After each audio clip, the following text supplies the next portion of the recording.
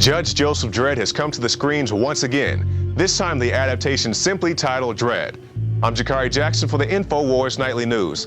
Let's analyze this trailer to find the fact behind the fiction of this new film. Spoiler alert. You know how often we get a judge up in peace trees? Well, you got one now. The Judge Dredd storyline takes place in 2070, after war has devastated the majority of the United States, leaving only a few large sections of land known as megacities inhabitable. 800 million people living in the ruin of the old world. Megacities are full of cramped skyscrapers that house the city's population. Agenda 21 highlights include the destruction of the family unit in the name of sustainable development, with people being forced to live in tight, compact cities and high-rise stack-em-and-pack-em apartments no bigger than this 16 by 16 foot space. See any similarities?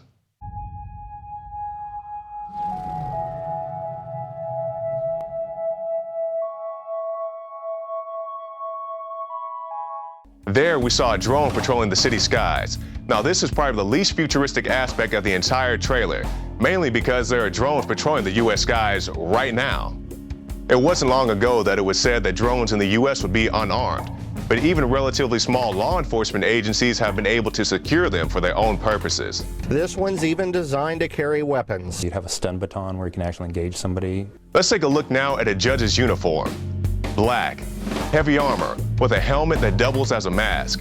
Back in 1977, when Judge Dredd first debuted, it was considered science fiction for police to dress like this. Now, in cities such as Colorado Springs, it's standard issue.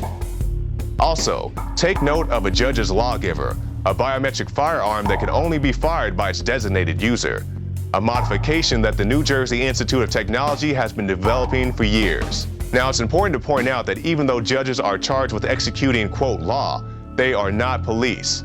Judges came into power at the end of the 21st century when they overthrew the US Constitution. But I'm sure nothing like that could ever happen in our time. And I've told my administration, we're going to look every single day to figure out what we can do without Congress. What can we do without it? Do I think that our actions in any way violate the War Powers Resolution? The answer is no. So I don't even have to get to the constitutional question. Now, I'm not saying that Carl Urban, the writer, the directors, or anybody else involved in this film is purposely pushing a police state agenda. I'm just saying that this film is a great example of what a police state can be, and as you've seen from this short video, we are not very far from it. Now, here's a good spoiler for all you fanboys out there. At the end of the film, Dredd kills the movie's villain, Mama, by throwing her from the top of a 200-story building. The sentence is death. Dredd has already been released in the UK and is set for release here in the States at the end of September. I'm Jakari Jackson for the INFOWARS Nightly News.